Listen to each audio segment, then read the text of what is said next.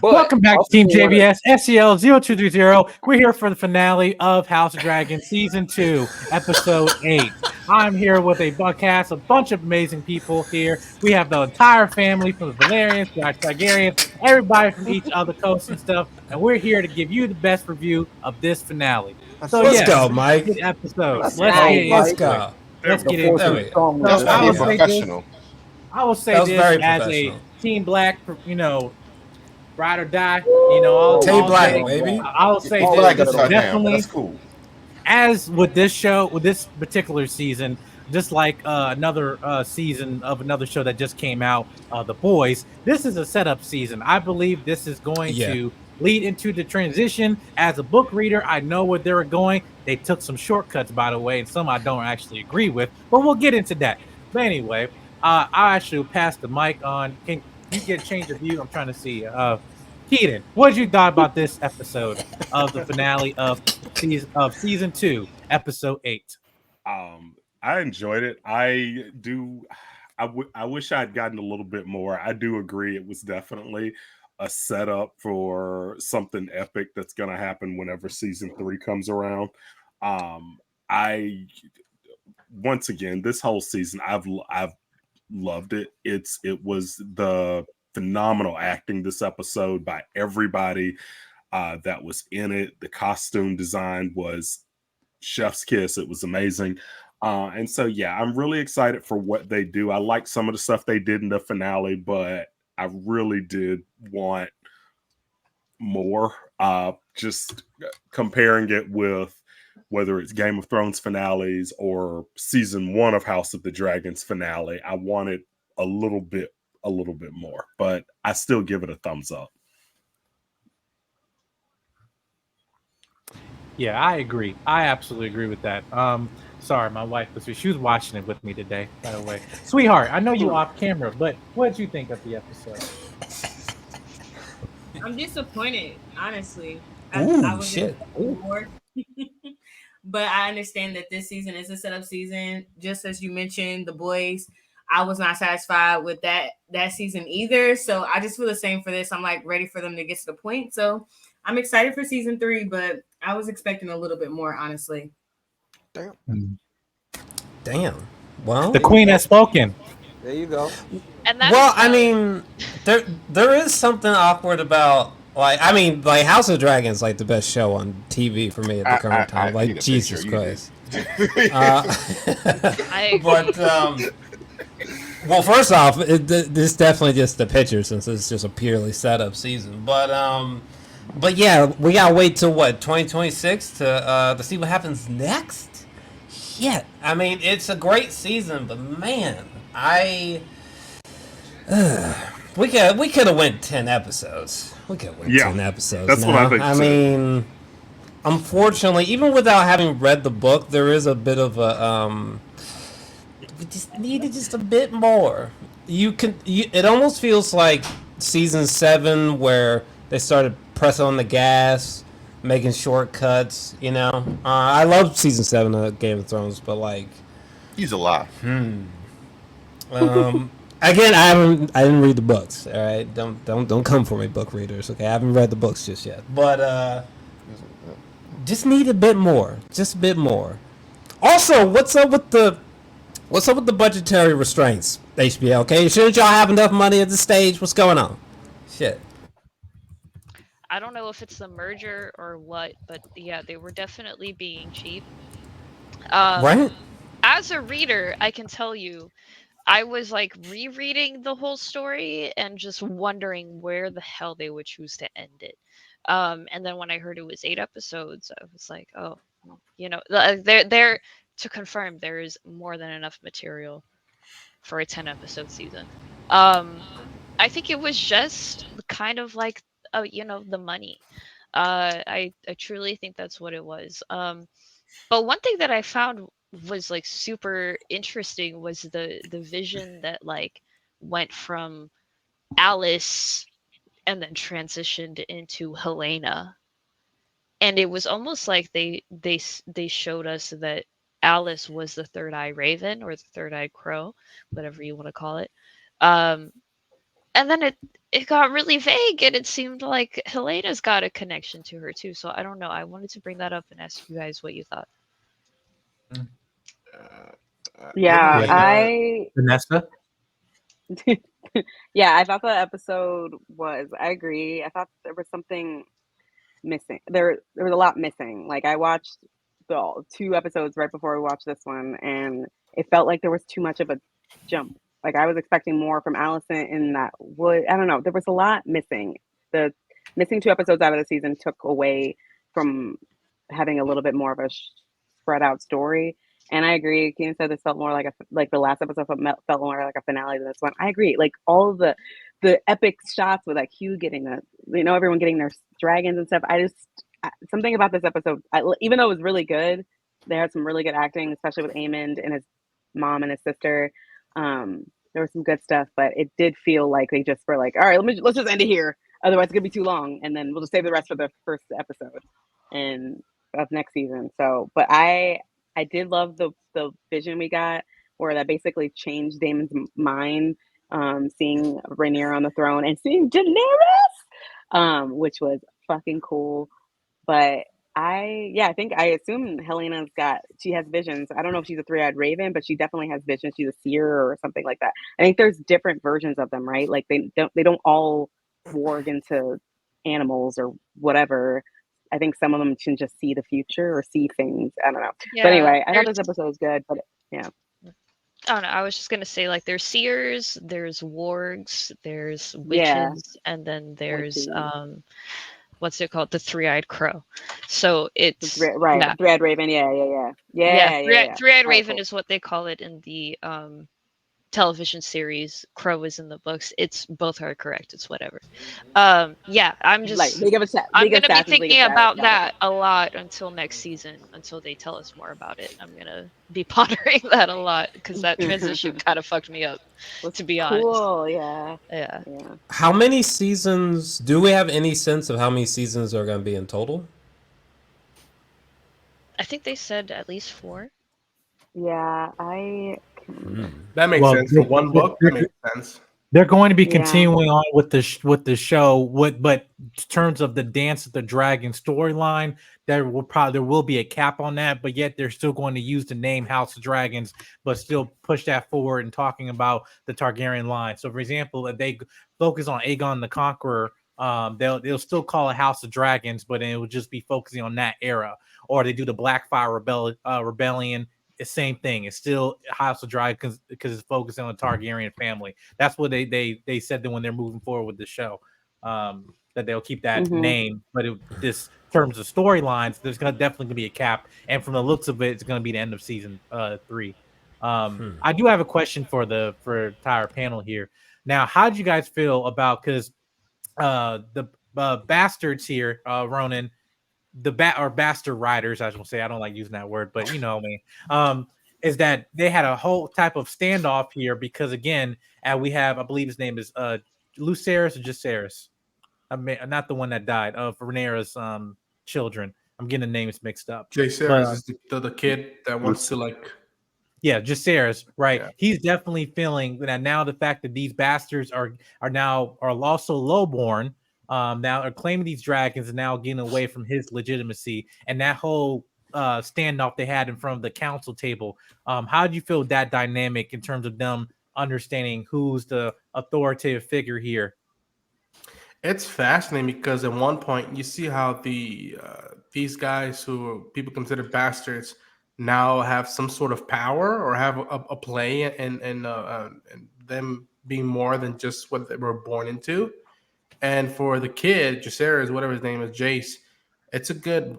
Hopefully next season, within the battles and stuff, hopefully he has some time to like grow some humility, if you will, and not just behind mind. Like, okay, you want to be heir, but you also know that you got to take care of a lot of people.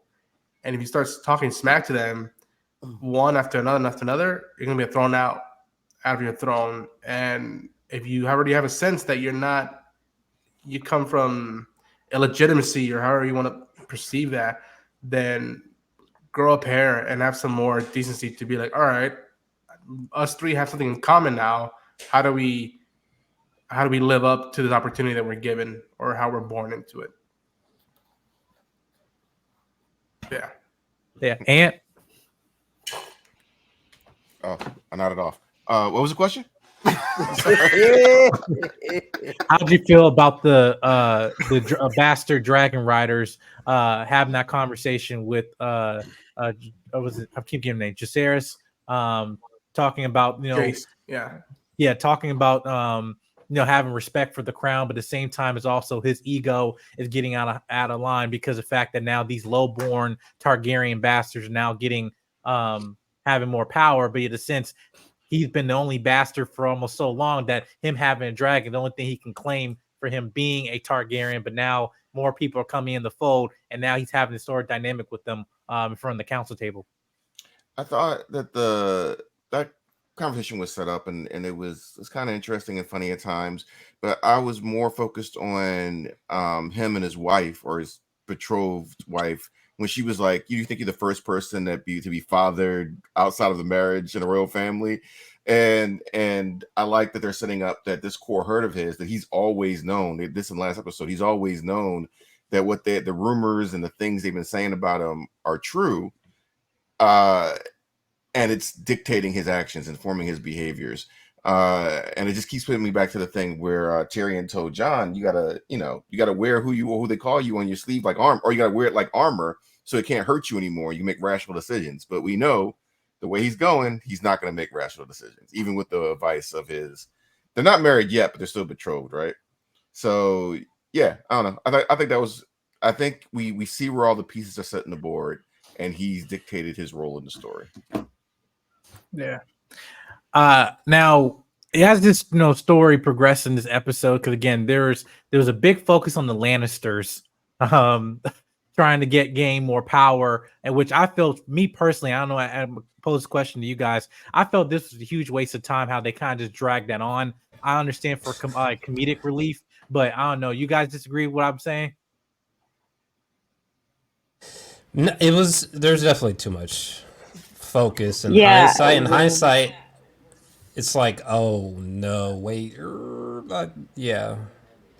I think it's too soon to say it was a waste of time, because it could be foreshadowing for something that's going to happen later on. Like, they didn't just put this Lannister, they kind of kept him in the backfield for a very long time. He hasn't made, that slight move to be like, all right, I can do more, or I'm tired of being like the kick throwaway person. So I think there's an intention for this, and it's interesting because his twin brother is doing his own thing on the side, but now he's with these pirates. I think that I'm gonna just trust the process. I think, as far as the finale, being in the finale, it was a little weird, but I don't think it was a waste of time. And I kind of also disagree as far as the budget.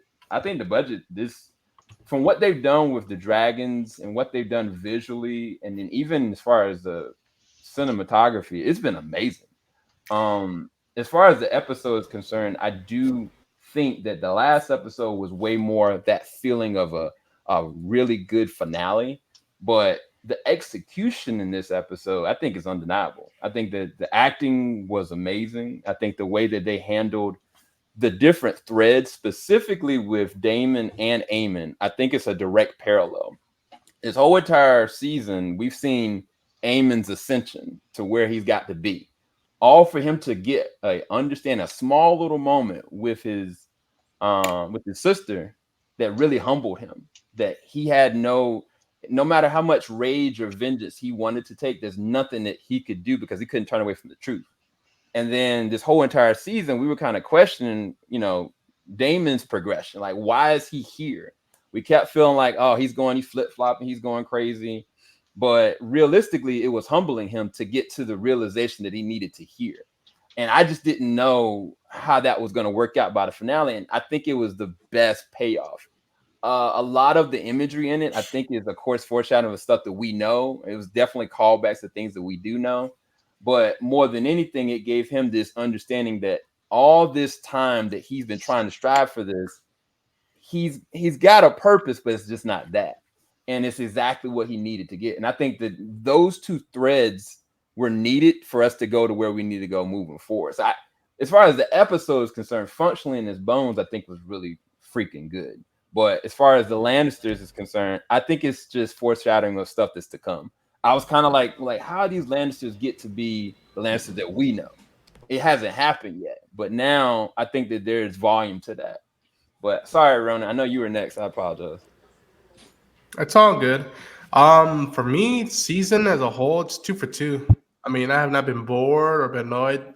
Then again, I haven't read the book. I deliberately chose not to read the book. Now, if I'm not mistaken, we're getting 2 other spin-offs of Game of Thrones, right? If I'm not mistaken by that.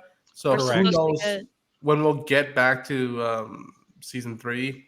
Maybe I'll read the book then. But these past 2 episodes, as I caught up with the penultimate one, I love what they did with Helena. How much that angle played, and it was kind of poetic to see Alicent now trying to reach out in secrecy to Rhaenyra. And yeah, it's hopefully the battles deliver for next season, and there's still some um, growth and moments you can spend time with these characters. Like we're talking about Jacaerys, him and the other 2 offshoot Targaryens. I really want to spend time with them and see, okay, what does it feel to have some Targaryen blood in you, but being outcast from the get goes? Yeah, I felt now with that you mentioned about also with Aemon and Helena, and basically Aemon now kind of had a point of him getting humble because Helena, and through all this chaotic, stuff that happened through the season, like she definitely has suffered a lot, even in the first episode, right? To the point that she's the only, I guess you can say, pure one, I guess you can say, out of that of the green side. But at this point, now you've seen that on these forces that they're growing in power, whether by men or by dragons, at this point, Allison, she already knows what's about to go down, and she's like, "No, I'm here just for survival, and only this is the last good thing I have in this family with Elena. I'm gonna do everything I can to protect her." But Aemon is just on the mindset of war, and still, but at the same time, he's also now doesn't have control of his impulses. So yeah, here he is going burning down Shark Point. I believe that's what it's called. Burning down Shark Point, causing more contentions, in the realm. And then now that standoff he had with his mother, I felt definitely left a lingering effect on him to a point now where he kind of just disregarded that side of where when he was a child, he was only focused on duty and responsibility until after he gained Rhaegar and loses his eye and stuff. How did you feel about I'll go off with I'll go with Jarrell about the scene between Helena and Aemon having that conversation as brother and sister, which really haven't, as adults, haven't seen that much of?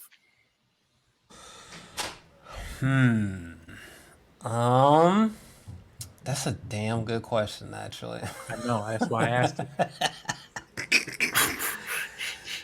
Clip it. repeat the question. Right, yeah, repeat the question. How did you feel about the scene between Aemon and Helena as brother and sister at that moment? Because we really never seen scenes of them as adults. I think this season Actually interacting with each other. Correct. I will answer that, but first I will say, did y'all know that fans were shipping them? Helena, Oh. yes. Helena and Aemon, they thought that they were secretly fucking. Like, that is a thing in the fandom. They thought that their kids God were damn. Aemon's kids, actually. Aemon's kids were Interesting. Aemon's kids. Yeah. Yeah, that's the whole thing. But Aemon is a bitch. That's what I think. I was just about to say. There's a reason that she doesn't ride her dragon in the first place. She's like Rhaenyra said, she is not a rider. And she is, for all intents and purposes, quote unquote, a broken woman already. And there was a reference to how broken that she will be after burning thousands of people, which she said explicitly that she does not want to do. So I don't know. Genuinely, I would be surprised if she actually gets on that dragon. Yeah, I think it was a great conversation. Like I think he's the only person that she has the potential to be soft. Like he could be soft with. That's the only person. He's not soft with anyone, but she scares him, I think, and I think that wasn't interesting. I don't know. I think he should pay more attention to her words. No one pays attention to her words. And like she's the only one that knows shit. It's just insane. Every time they don't listen to her, more bad things happen. Mm-hmm. Yeah, it was interesting seeing that he has some semblance of of feelings or emotions still, but I was just thinking like, damn, because we saw the aftermath of that, at the very beginning of the episode, that city burning. It would have been nice to like actually have seen that play out, like that, actually seeing the city like getting destroyed as opposed to seeing like the aftermath, like the post. But again, I'm assuming this was another like budgetary restraint thing. Which, just to speak on something that Sam was saying before, like on a technical level, the season's great. When I'm saying budgetary restraints, it's like you could tell like they were like, yeah, we can't have too much of this dragon time because like we can only show like 60 seconds, or like we can't show the city burning because like that's sort of what I mean. Because season looked great, it sounded great. There's no denying it. Like I've been seeing some book readers. Somebody on Twitter was saying like, "Oh, I hate the way Vhagar looks. He's so ugly," and they were showing the illustrations from the book. And I'm like, "What? What are you talking about?" I think it all looks amazing. Vhagar's ugly. She's got like the biggest double chin in history. Damn. Damn. Y'all Say ain't it to her noticed? face. Yeah. Say it to Y'all her ain't face. noticed? I will. You won't. I Vhagar, will. you gotta Ain't do no way. cardio. And say it in Valerian so she Fat understands. shaming a dragon is crazy behavior. First I've heard of it. Y'all Wild didn't word. notice like how like They got the accented. gobble She's gobble an going old on. It is. lady. Yes, that's what She's I'm an old lady. saying. You don't pull up to a nursing home and be like, "Ill, you see that woman over there?" I mean, That's that's an good. old That's lady. good. That's Bro, good I was Saturday just fun. What you talking about, commenting. Bizzy? I was just commenting like she looked old. There are plenty of old people that look old. I guess Thanks, like I black people recorded crack this. all the time. Like I don't know. Well, I will say this because like as book readers and stuff, obviously the fan base is gonna be divisive. You have ones who've read the books and one not. Now, Busy, you haven't read the books. How you feel with at the end of this season? Now, you feel like the season kind of been rushed into terms of a kind of, not want to say mediocre finale, but almost not really a huge payoff at the end? Or do you think that, oh, maybe as someone who's now non book reader, that you're not basing on a already pre-established opinion, and now you're thinking what they're presenting to you, like, oh, they're just setting up for the next season? So I honestly didn't feel as though the last I didn't feel like it was rushed into like the last two episodes. Kind of like, although there were pacing issues, I didn't really care too much until the last episode. But it definitely wasn't really an issue for me. I mean, it was just some of the story. Like you could tell that there was some budget issues. There was some story lines that I just didn't really care for. I think it's clear the whole Harrenhal thing. I truly don't believe. Like I get they were trying to get Damon to kind of develop a little bit there. I don't think that arc needed to be 8 fucking episodes. I think that it was, I don't know, I think it was unnecessarily milked. And I'm excited with how it played out. I think that last moment between Rhaenyra and Daemon with everyone there was probably one of my favorite moments of the show, but still Yeah. I just think that again for a whole bunch of for this to be the finale, I do understand, or I would understand why people aren't feeling the payoff.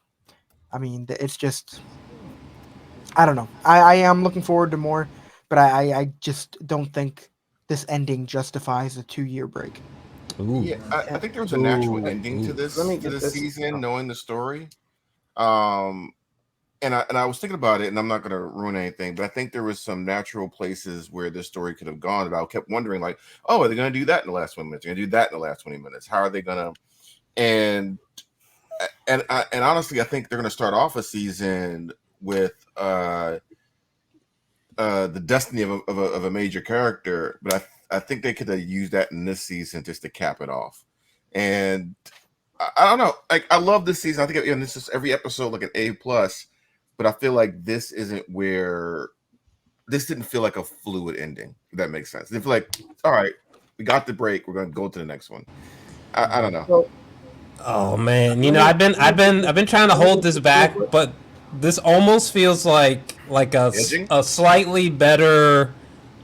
You remember the ending of season 6 of Walking Dead with Negan, right? The cliffhanger. This almost feels like a slightly better cliffhanger than that, like an extreme cliffhanger where it's like, wait, what? It's kind of poetic you say that because Sam and Joe are right there, and it's like they're We literally. we were literally just saying that. That's literally what we were talking about. Wow, y'all were They talking. can't Interesting. do this Yeah. to us. Because like the truth of the matter is, a lot of people are like, "Oh man, like why is season 6 finale like this? Like why did they just stop it? They didn't have the XYZ." And then we get to the first episode, 7th season, and folks quit the whole entire show because it was too brutal. So I honestly was thinking the same exact thing, and it's just funny. It's actually really funny. I So do let me I do say that in terms of how this episode began, it felt really jarring because it felt like there may have been an episode right before, but there's not enough time to justify it being an episode between the last and this one. So when it initially started, I was like, "How did we get here? What happened? What happened to the town?" Like it took us a little bit of time to get a grasp that Eamon had did that, and then they used exposition to kind of do it. So from that standpoint, I don't disparage what y'all saying as far as like from a budgetary standpoint, but I don't know. I don't know if that was budget or if they just chose to do that. I really don't know because 100% budget. Gotta be. I don't 100%. know. The only reason why I say that is because initially, remember, I don't think it was budget because remember when they were shooting this? This was during the time of the strikes. Yep. Remember? And with the strikes and what was going on, they were like, "Look, we're gonna shoot it the way we got it, and then that's it." Because it wasn't shot here, but they couldn't make any edits, they couldn't make any changes. Because from that standpoint, if they made any changes or alterations, or anybody was involved with it, then it wouldn't be able to proceed. So I think that during that time with the strike, that was what it could be, and I think that that's why it was the way it was, as opposed to them kind of just leaving it at 7. I think that's how I got to where it was. That's just my personal opinion. I don't think it was a budget thing. I think it was Dude, just right.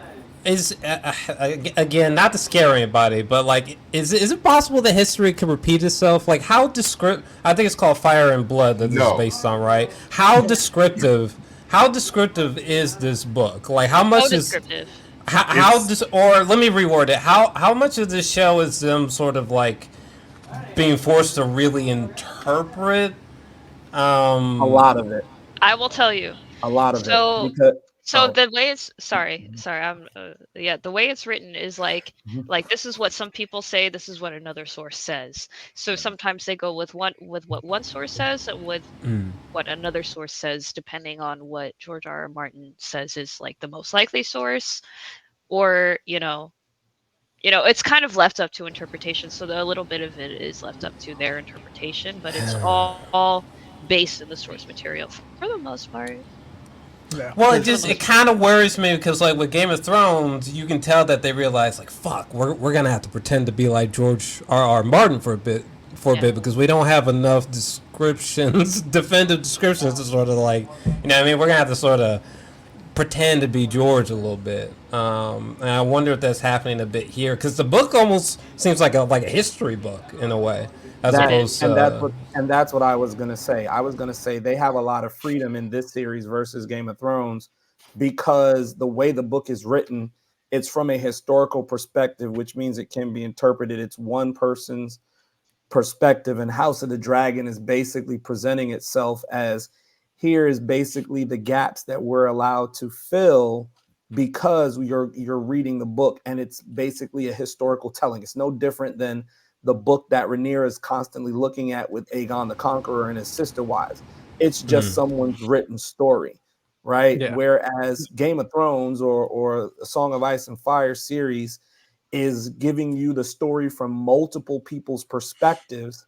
Fire and Blood is a historical account of the Targaryens. It's someone telling a story. It's not even an autobiography by Aegon the Conqueror himself. It's just a biography. It's someone writing the story. Now, in regards to the original question that came up, Mike, I liked the episode. I think what's being missed here is what we saw in this episode. I saw three things in this episode. I saw why these actors were chosen to be these roles because they really showed themselves in this episode, not only in terms of the characters that they have, but the ability to actually shift and be the opposite of the character that they've been showing you for the last, few seasons. Prime example, we have Hull here finally getting out what he has held pent up for God knows how long. Even when his brother kept pressing him, he held it until this moment when it's like, now that I'm in this place, now that you've chosen me, now that I've done everything I've done, now you're trying to give me help. Nah, you can keep that, bro. I mean, this is the whole reason he shaves his head is because he's blonde and doesn't want that out there. Helena's piece I absolutely love because it's the first time we see Helena's vision from Helena's perspective. We finally see why she is the way she is. And what I notice is when we finally see her the way she is, when she has these visions, she actually is not having an anxiety attack like when they were rolling her son through the streets. She actually stood up to the one person who would probably put fear in that whole family and let him know, hey, you don't have a big role in this. Your ass is grass, basically, because it's the one time she was not afraid. It was the one time she did not coil away. It's the one time she didn't accept things for the way they were. Like when she walked in on Allison and Cole, she literally just gave him the straight breakdown with nothing for anyone to interpret, nothing for anyone to be like, oh, it's going to cost you an eye or, oh, I'm thinking of rat catchers. She basically said, your ass is grass straight off the break. So kudos to her for that. And the last piece though, is that this shows us exactly why we needed 10 episodes. Because it feels like the first season got away with it because it's an advancement of time. You're kind of rushing this through, and here's what's gone a few years later. But this was missing key elements, in my opinion, that could have been fleshed out in 2 episodes. I would not have changed anything else, but I would have at least filled in the gaps in these episodes to show why folks are the way they are. But other than that, I think it definitely gets the, ginger ale bold Canada Dry because it was spicy. And I love this. I love the episode. Season was great. I'm good, but it definitely showed its flaws. And I'm hoping that they learn from that and give us 10 episodes or follow the Game of Thrones concept. You get 10 episodes, not the penultimate episode 9 is where all the stuff goes down. And 10 is the episode to have you recover, but also give you the cliffhanger for the next season. Yeah. I agree. What you said, brother Tyrone, with that. It's just because, again, I think the first season definitely had for 10 episodes. We're just playing it safe with this. Now, could it have benefited with just maybe 2 extra episodes, just kind of wrapping things up? Yes, but at the same time, I also felt with this episode they were dragging things on just to save for the final season.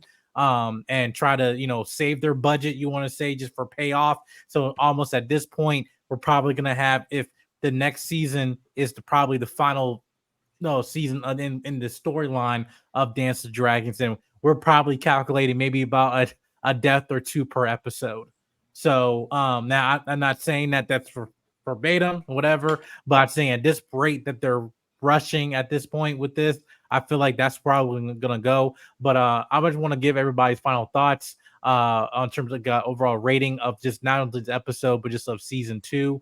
I'm gonna start off with Ant because he's about to sign off and doze off, but I'm gonna keep him in. So I think I'll give every episode this season like an A+.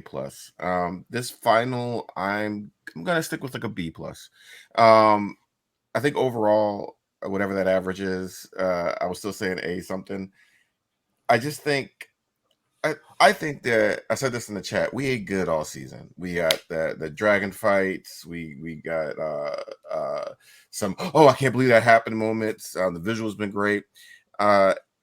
We just got the emotional moment payoffs. This what's the name's son, the one that shaves his head, that anger has been building up this whole season. Yes, sir. and that's why I say he earned that scene with everything we've seen going up to this point. Allison coming out and saying this, and they're saying, yeah, it's too late. You started this stuff, and even she felt, Rhaenyra felt it was hard to put her I think I'll also say friend in this position, but this is the world they live in. You have to give up your son, and I think part of her even wanted her to say no, I can't do that. I think part of her wanted her to say that so she would still be the Allison she knew. So anyway, I think we got those emotional beats in here that were final worthy. We just didn't see any action. You know what I mean? And like I said, I think there's a natural place they could have ended this to give us a little bit of action at the end.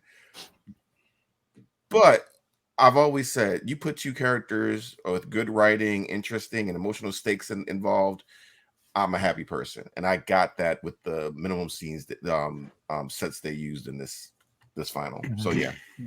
And where can people find you, Ant? Right here on JVS. Anytime y'all tell me that something's gonna happen, maybe I'll get that invite to Cobra Con next year. Well, I can't control that though. No. Same. I know how you feel. I completely understand. Yeah, but Keaton, final thoughts, rating? Yeah, it still gets an A for me. I like the episode. I think I just didn't like the I don't know if the pacing is the word for it for the season, I guess, because I thought that after episode 4 with everything with Rhaenys and the dragon fight, I thought that was them saying, okay, we're about to put our foot on the gas and it's about to go crazy. But then they slowed it down after that, and so I was expecting for it to pick back up and get like really serious and really intense again, and it felt like they did such a great job with that in the 7th episode, but then in the 8th episode it was all slowed down. It was all very slow, and so I wasn't a fan of the pacing, but I still enjoyed what they did as far as the story goes. So I'm still going to give it an A because the actors just did absolutely amazing. The cinematography was still on point. And so I'm still going to give the episode an A. But yeah, it was just not my favorite finale. Mm-hmm. Yeah. I agree. Yeah, Ronin? Yeah, I think as a finale, probably B as well. And that's not a bad thing. It's just that, okay, now I got to wait a while to continue the story. And as a whole of a season, I think an A. I mean, this is the same season that gave us that one shot of just panning in front of Alicent and seeing how her mind is just effed and how she's trying to, make sorts of everything while being thrown out of her place in the throne. Again, great moments. Even when that we all said the Rhaenyra moment with Alicent, where you could see her tears in her eyes and be like, "Wow, this used to be my sister, my friend, and now both our legacies are probably screwed by his stories now. Like we can't avoid this anymore." And the tragedy of these two families, these two groups, just keeps unfolding. So, 2 seasons for 2, in my opinion. I'm not going anywhere anytime soon with this show, and hopefully they stick the landing. Got you. And where can people find you on YouTube and all that stuff? You can find me at Ronin Unchained on YouTube, on the socials. I think Cape Crusaders is the next thing that's going to be dropping on my channel, and I'll be dropping some stuff that I captured from Comic-Con in the coming days. Mm-hmm. Yeah, I forgot to ask Keaton, but you can also, this is my plug for him, you can find him on Bat Therapy as well. He also does great, talking about mental health, also psychologies of many different comic book shows and everything, world of media, in terms of characters and stuff, with another good individual as well. So yeah, make sure you guys subscribe to Bat Therapy. The logo's right behind him on the top right hand corner, right behind him. Thank you very much. Appreciate it. Yeah. Ray? Trying not to fall asleep over here. My apologies. Yeah, I enjoyed it. I will give it a B plus. I think it's the only one I probably haven't given an A.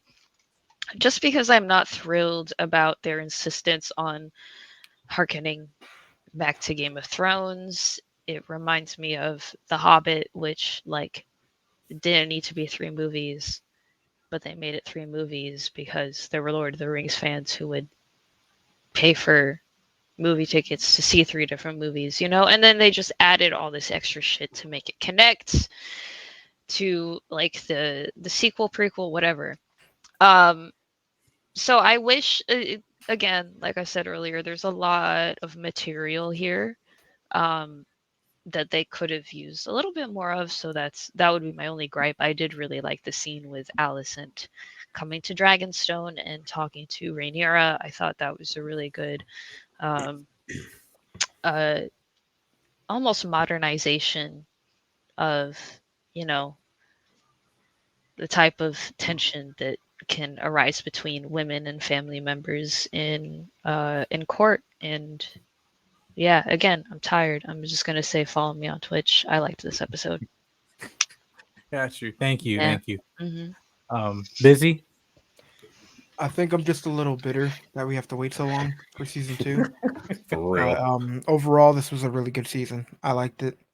Obviously, I listed my complaints for this episode, but that doesn't take away from the fact that this season was a banger. So I am looking forward to more. I'm gonna give this episode a B. And yeah, And where can people find you? I'm not on social media. That's a lie. Find me at Busy Brown everywhere. Especially on TikTok. About on the road to 100,000 if you haven't already made it by now. But yeah. Banging yeah. TikToks. Yes. Banging TikToks. All right. Jorel Alexander. Yeah. For me, like I hated season 8 of Game of Thrones, and then House of Dragon season 1 was so great. It was just like, oh my god, I need to read all the books. And season 1 was just a clean 10. Season 2 wasn't quite that. I mean, season 2 is great, but there's something about the finale, something about some of the rushing. Like I think season 2 is about an 8 or 9 out of 10. I can't really make up my mind at the current time. It's just strange that it's like a big setup season done really well with a, I don't want to say a lackluster finale, but a finale that doesn't seem wholly satisfying, especially for such a long wait. Like I didn't watch season 1 when it aired, So for me, I just watched like season 1, season 2 back to back. But now it's like, oh man, this is really painful. I think it could have just been a more satisfying landing. But yeah, season 2, 8 or 9 out of 10. The finale was good, but just could have been more satisfying. I got you. And where can people find you? Oh, just as it is on the screen, Drells Alexandria. That's my YouTube. Yeah. Got you. All right. Also, I'm passing the mic to Supercell 020. Sam. Supercell. Oh, did LT go yet? Oh no. No, I'm gonna go. I was trying to give my fraternity brother special treatment, but he was calling on you, Sam. Yeah, I had an order. I had a list. Oh, I just want to make sure Ty wasn't getting skipped. Oh no, he never skipped in my eyes. All right, got it. Well, Joe, if you want to take it out, you can. What did you think, Joe? Oh, I liked it. I was just here to watch the show. Short and sweet. There we go. Love it, Joe. For me, I give it an A. It's either A or A plus for me. I mean, I got pretty much all the things that I really kind of wanted as far as the story threads. I mean, I love the fact that Alicent and Rhaenyra had that conversation because I never thought that was going to happen. I think that Daemon's conversation with Rhaenyra and then also him touching the tree was a really dope moment. I don't know. It was just so many interesting, good like threads that they kind of finally tied off. That it felt like a lot of good payoff in terms of the story threads. I think that the way they kind of positioned it was a little weird, and I definitely think that they could have like transitioned it a little bit better at the very beginning of it. Because I don't know, it took us out of place. But as far as the episode is concerned, I still give it an A for me. And last, but certainly not least, Brother Tyrone. Hey, like I said, yo, it gets the Canada Dry bold. It was spicy. Yes. That's Oh, my. yeah, put me on screen. Look, that's what we doing. It That's was a what we spicy doing. episode. That's what Yeah. we're doing right now. But Yeah. overall, Steve, Yeah. my guy, we on it. The spicy Yeah, bowl. we on Right? it. So See, I say the best for last. yes, for those that don't understand, that's an A for me. I think it followed, like I said, I think it followed the Game of Thrones concept. Episode 7 was episode 9 in a Game of Thrones 10 episode structure. We got all the action, and then with everything that happened in episode 7, they kind of said, okay, let's reel you back, let's get everything laid out, and let's get you prepped for what's coming next. But to me, I think the thing that I truly enjoyed was seeing Helena stand up for herself in this moment, and also getting the other side or her perspective of the visions that she has. I also liked that they at the end of it all, they really kept it to who this story is really about. Regardless of all the characters, all the multiple storylines, all the progression, all the advancement, those who have gone left and become tyrannical bastards, those that have been tyrannical bastards and finally come to their senses, bending the knee to the true person it should be. At the end of the day, this whole thing really circles around Rhaenyra and Alicent, and how their decisions, their emotional decisions in the midst of things caused what we are anticipating. And it has started with them. And even to this episode, it has ended with them. And I think if they maintain that concept, I will actually always truly enjoy it. Because at the end of the day, all these different branches of stories really lead back to them. They are the roots of this actual dance that we see here. So I enjoyed it, as I've enjoyed every episode. I love the boldness. I love where they're taking it. However, the reason it doesn't get the A+ from me is because in this episode they have shown why they need 10 episodes versus 9. There are so many gaps in this episode that we had not got to see. We did not get covered. They were not explained. It was like, okay, moving on. So I enjoyed it. I still loved it, but hopefully when season 3 comes around, they will go back to the GOT format and have 10 episodes. I don't think you can do much without 10. Where people can find you? Ty Nitty on the grams and the Elon Musk universe, crazy universe. And also now Ty Nitty _1208 on TikTok. I actually now have a TikTok account. Yeah. Yes, sir. Nice. Nothing's done with it yet, but it's there. But yeah, that's where you can find me right now. Hey, I'm trying to get back on TikTok myself. I got a quick shameless plug from a man that plays the role of Alan. If you've never seen this show, Raised by Wolves, that was on HBO. Oh yeah, that was him. Phenomenal in that. It got 2 seasons. Unfortunately, got canceled for his 3rd. But I mean, if you love the small moment that he had in this episode and how good of a character actor he is in this show, he takes it to another level. So, highly recommend you go and check out Raised by Wolves if you get a chance. Mm-hmm. Yeah, so blown they canceled that. I think he was incredible in that. Damn, I can't believe that was the same dude. He became a thick boy. Jesus Christ. Yeah. He got swole up. Well, I would say my rating. I'll give this season probably 8, 8.5 out of 10. I enjoyed this season. Again, season 4 was still one of my best episodes of House of Dragons and probably Game of Thrones. Period. Rest in peace to the queen that never was, but she always be a queen in our hearts.